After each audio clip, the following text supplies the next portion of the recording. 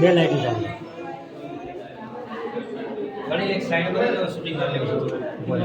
હા, એક જ મિનિટ. તો બોક્સ આવે જોઈ લે. બોક્સ તો કોઈ નથી પડતું. કોઈ દેખાય એમ નહીં. મોબાઈલ પાડો, જાન મોબાઈલ પાડી રહ્યો. ચાલુ કરી દે વિડીયો. ચાલુ છે પણ દેખાયું નહીં. ગુજરાત લાઈવ ન્યૂઝમાં આપનું હાર્દિક સ્વાગત છે. આ છે મોઢેરાનું સૂર્ય મંદિર અને આ સૂર્ય મંદિરની અંદર જ્યારે રાજાઓ રાજ્ય કરતા હતા એ વખતે અહીં ભોયરું બનાવેલું અને આ ભોયરાથી પાટણ ચાલીને જવાતું હતું.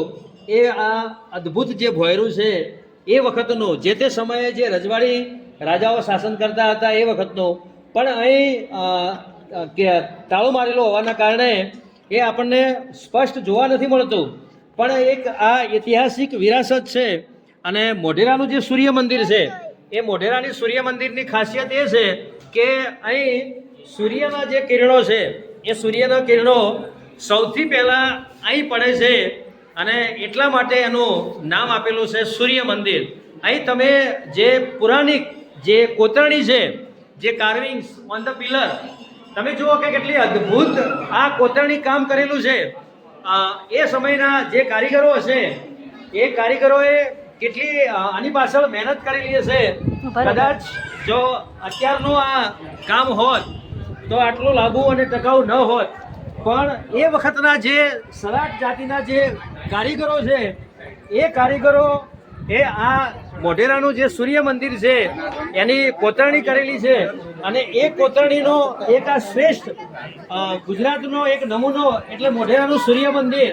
એના જે પિલર છે તો એ પિલર ઉપર એ વખતની જે રાજાઓની જે સંસ્કૃતિ હતી, રાજાઓને જે વસ્તુ ગમતી હતી એ એમણે પિલર ઉપર ટંકાયેલી છે. અહીં જે સૂર્ય મંદિર છે એનો ઘુમટ છે અને સામેની જે દિશા છે એટલે કે જે એક્ઝેક્ટ પૂર્વ દિશા છે એ પૂર્વ દિશાની અંદર એમણે જે પાણી માટે જે કુંડ બનાવેલો છે એ કુંડની અંદર અત્યારે વરસાદી પાણી ભરાયેલું આપણને દેખાય છે. એની આજુબાજુ કે જે સમગ્ર ગુજરાતમાંથી જે પર્યટકો ફરવા માટે આવેલા છે એ પર્યટકો એની મજા માણી રહ્યા છે. કુંડની અંદર પાણી છે, એના ઉતરવા માટેના પગથિયાઓ છે અને ચારે દિશાઓમાં એના ઘુમ્મટ, મંદિર આકારના ઘુમ્મટ બનાવેલા છે.